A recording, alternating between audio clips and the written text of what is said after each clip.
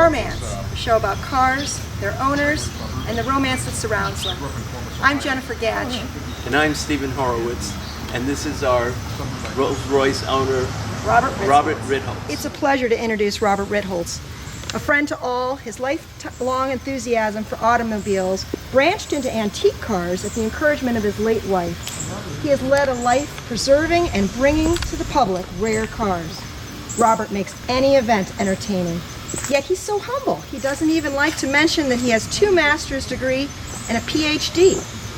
His reputation for fast cars, unique friends, along with his Great Gatsby-style parties, or maybe it's possibly because of his famous collection of odd antiquities, has earned him the reputation of one of the most interesting men of the North Shore. Robert's hobbies include racing antique cars, collecting strange and rare artifacts, and most recently, learning to drive a tank. He is a member and former chairman of the Lake Michigan Region Rolls-Royce Owners Club. Also a chairman and owner of the U.S. Midwest Region's Bentley Drivers Club. Robert, tell us a little bit about your automobile. This car is in some ways unique. It's a Silver Dawn, 1953 Rolls-Royce Silver Dawn Drophead Coupe. Body was built by Park Ward, which was the coach builder that was a captive of the Rolls-Royce Corporation. It was their in-house coach builder. Silver Dawns were made from 1949 to 1955. They made 751 Silver Dawns during that time.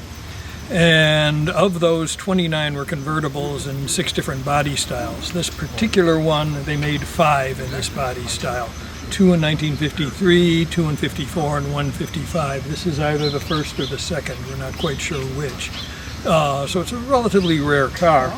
All of the Silver Dawns had what's called the kneeling lady. Most of the traditional Rolls hood ornaments have the flying lady standing.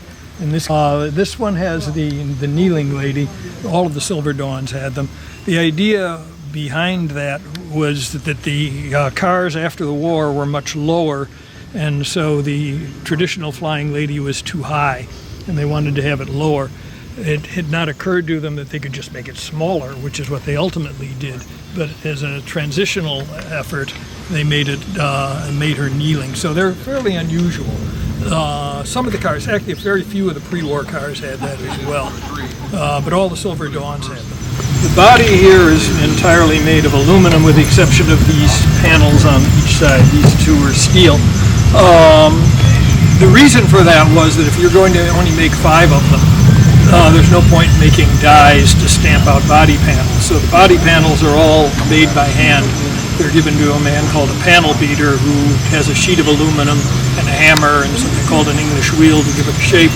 And he just pounds out the body panels by hand. So there are no spare body panels. If the car were ever hit, I'd have to find another panel beater to make a replica part. Fortunately, it hasn't been hit. But some people even have those English wheels to make them in their shop. There are some panel beaters still left. It's kind of a dying art, but there are people who know how to do that. The interior of the car is unusual in the sense that it's not cowhide, it's pigskin. This was not original to the car. It was originally cowhide, but for the immediate past owner, had it reupholstered in pigskin for reasons which I'm not entirely clear on, but it has remained pigskin since I've had it, even though I've had some repairs done to it. Now, are you going to switch it to ostrich skin soon? I haven't gotten to that point yet, and I'm not quite sure I could afford it. Let's start the engine and see how it sounds. The engine is a 4.5 liter straight 6, which was basically the engine they've been making since before World War II, rather.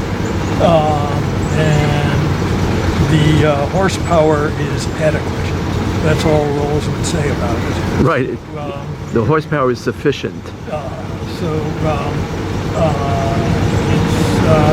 And it is. It will keep up with highway traffic. You can drive it on the expressways without any problems. Well, let's see how the engine looks. So you see the air cleaner.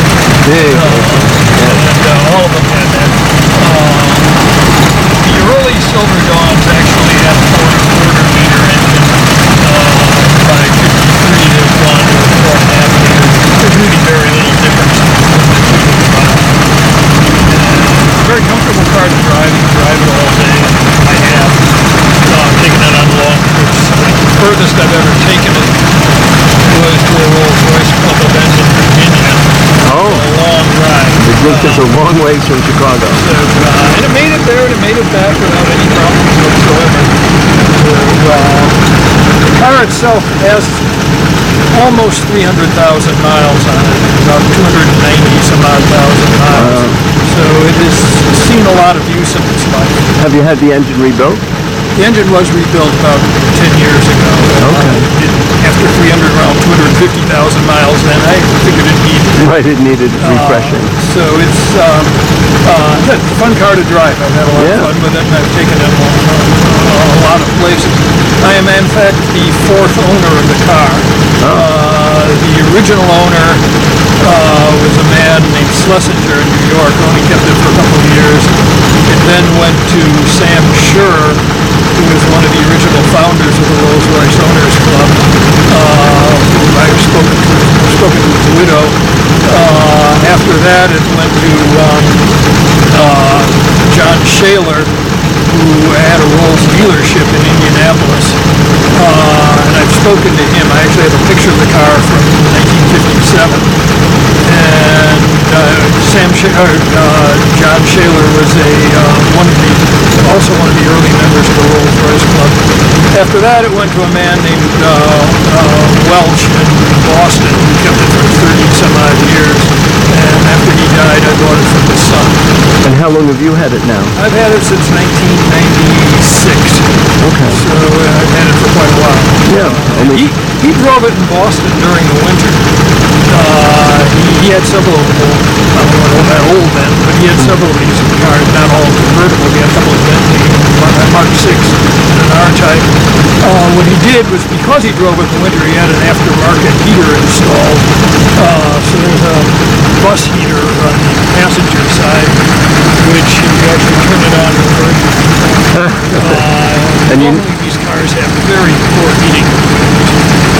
This one, however, will easily heat the whole car and probably all the surrounding air as well. Right. It is, in fact, a left-hand drive because it was originally an American delivery car.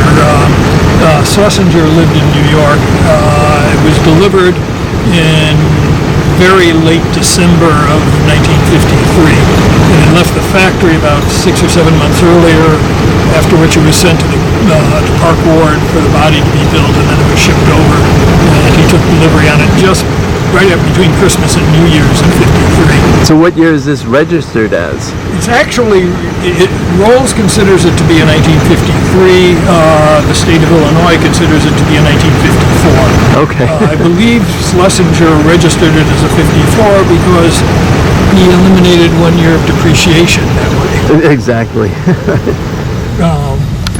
So, Robert, have you had any interesting stories or interesting?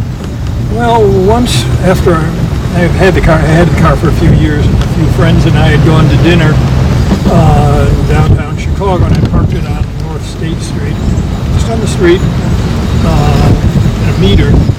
And when we came back from dinner, there was a guy standing next to it with a camera, and he was asking people, "Take your picture with the Rolls?" And he asked me, and I didn't respond, and just got in the car and drove off. Later on, I realized I should have asked him for some sort of commission on this. Yeah, right. Using my car. I hope he was having them stand next to the car, not getting into the car itself. Right. Well, as long as it was locked. It wasn't. It was open. Yeah, because Chicago's a safe neighborhood, so nothing to worry about. I was young and foolish in those days.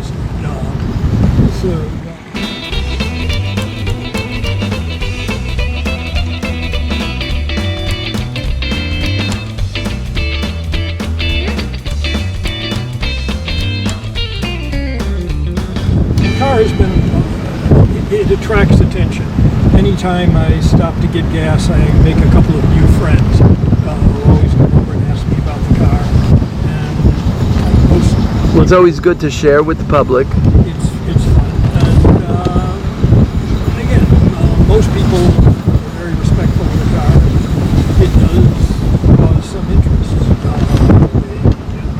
They enjoy hearing about it, and I enjoy talking about it. I think anyone who owns an old car loves to talk about it. Exactly, that's part of the hobby, to share with all the public.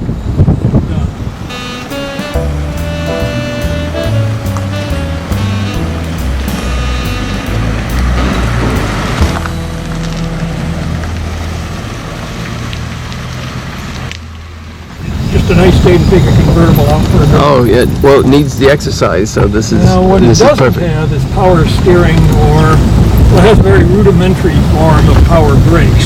Well, the power steering, we call it Armstrong power steering. Is exactly that. So sometimes parallel parking is a bit of an adventure.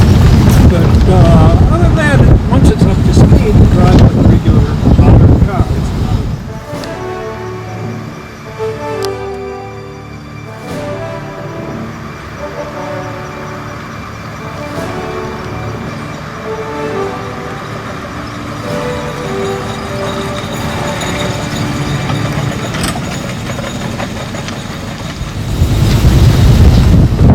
It feels like a nice, comfortable car, and I'm sure on the highway this would be driving like a limousine. sort of. It does not have the smoothness or the comfort level of a modern car. It's not a 67-year-old car. Right. I don't want it to drive like a modern car. If I wanted that, I'd buy a modern car. Exactly. It is a very original, unmolested 1953 car, and that's exactly what I wanted. Exactly. Yeah. Exactly what I've kept it as. And it's perfect, and it's always done well.